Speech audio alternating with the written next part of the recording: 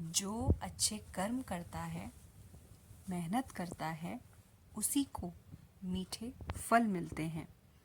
स्वर्ग और नरक ये दोनों मनुष्यों के हाथों में ही होता है। ईश्वर ने सबको समान हालत में डाला है। इंसान चाहे तो अपने जीवन को स्वर्ग बना सकता है और चाहे तो अपने जीवन को नरक बना सकता है। इस कहानी में उसी के बारे में बात की गई है। एक बुजुर्ग महिला की मृत्यु हो गई। यमराज उसे लेने के लिए आए। उस बुजुर्ग महिला ने यमराज से पूछा कि आप मुझे स्वर्ग ले जाएंगे या नरक? यमराज बोले, मैं तुम्हें स्वर्ग या नरक दोनों में से कहीं नहीं ले जाऊंगा। तुमने इस जन्म में बहुत ही अच्छे कर्म किए हैं, इसलिए मैं तुम्हें सीधे प्रभु के पास ले जा रहा हूँ।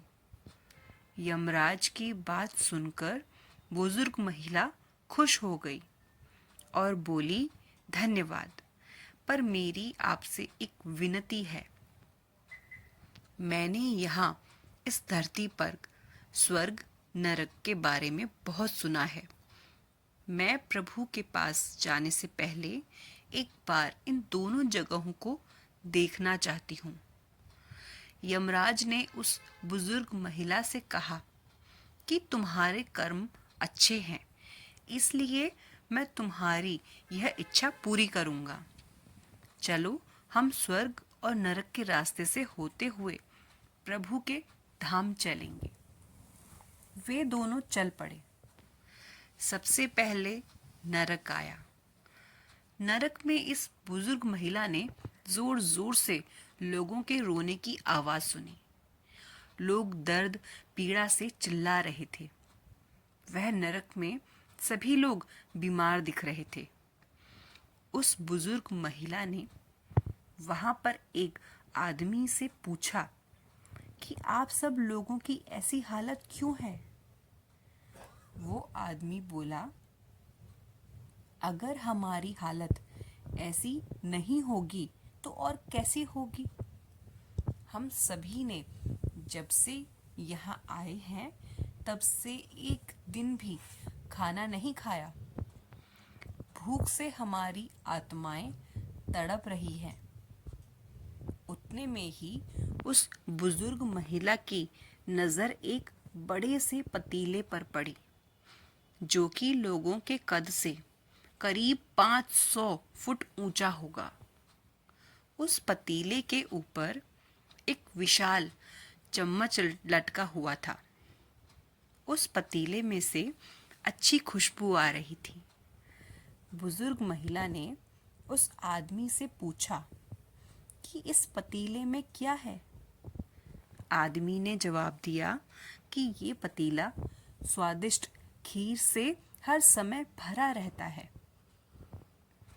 उस आदमी की बात सुनकर बुजुर्ग महिला ने तुरंत उसे कहा कि इसमें खीर है, तो आप लोग पेट भर के ये खीर खाते क्यों नहीं? भूख से क्यों तड़प रहे हैं? वो आदमी निराश होकर बोलने लगा कि कैसे खाएं? ये पतीला 500 फीट ऊंचा है और हम में से कोई भी उस पतीले तक नहीं पहुंच पाता है। उस बुजुर्ग महिला को उन सब लोगों पर तरस आ गया। वो सोचने लगी, बेचारे खीर का पतीला होते हुए भी भूख से बेहाल हैं। शायद भगवान ने इन्हें यही दंड दिया होगा। यमराज ने बुजुर्ग महिला से कहा कि चलो, हमें देर हो रही है, अब हमें चलना चाहिए। दोनों चल पड़े। कुछ ही देर चलने के बाद स्वर्ग आया। स्वर्ग में उस बुजुर्ग महिला को सबकी हंसने की आवाज सुनाई दी। वहां पर लोग काफी खुश थे। उन सभी को खुश देखकर बुजुर्ग महिला भी बहुत ज्यादा खुश हो गई। पर ये क्या, वहां स्वर्ग में भी उस बुजुर्ग महिला की नजर 500 फुट ऊंचे पतीले पर पड़ी, जैसा नरक में था। उसके ऊपर भी वैसा ही चम्मच लटका हुआ था। बुजुर्ग महिला ने वहां के लोगों के पूछा कि इस पतीले में क्या है। स्वर्ग के लोगों ने कहा कि इसमें बहुत स्वादिष्ट खीर है। ये सुनकर बुजुर्ग महिला हैरान हो गई।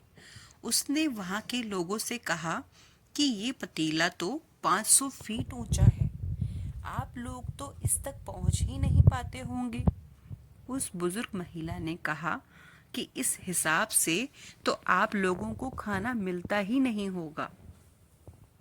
आप सभी तो भूख से बेहाल होंगे। मुझे आप सब लोग फिर भी इतने खुश क्यों लग रहे हो? ऐसा कैसे हो सकता है?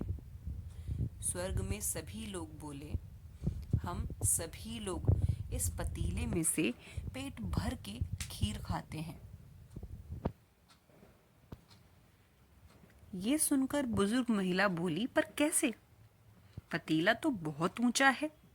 स्वर्ग में सभी लोग बोले, तो क्या हुआ? पतीला ऊंचा है तो यहाँ पर कितने सारे पेड़ हैं। ईश्वर ने पेड़, पौधे, नदी, झरने के सब उपयोग करने के लिए ही तो बनाया है। हम सभी ने मिलकर इन पेड़ों की लकड़ी ली, फिर उसको काटा, फिर लकड़ियों के टुकड़ों को जोड़ के विशाल सीढ़ी का निर्माण किया। अब उस सीढ़ी के सहारे हम पतीले तक पहुंचते हैं और सब मिलकर खीर का आनंद लेते हैं। ये सब सुनकर वो बुजुर्ग महिला यमराज की तरफ देखने लगी। यमराज मुस्कुराए और बोले, ईश्वर ने स्वर्ग और नरक मनुष्यों के हाथों में ही सौंप दिया है। चाहे तो अपने लिए नरक बना लें, चाहे तो अपने लिए स्वर्ग। ईश्वर ने सबको एक समान हालातों में डाला है। वहां नरक में भी पेड़ पौधे सब थे, पर वो सब लोग खुद की आलस की वजह से भूखे तड़प रहे थे। उन्हें खीर हाथ में चाहिए थी, वो कोई कर्म नहीं करना चाहते थे।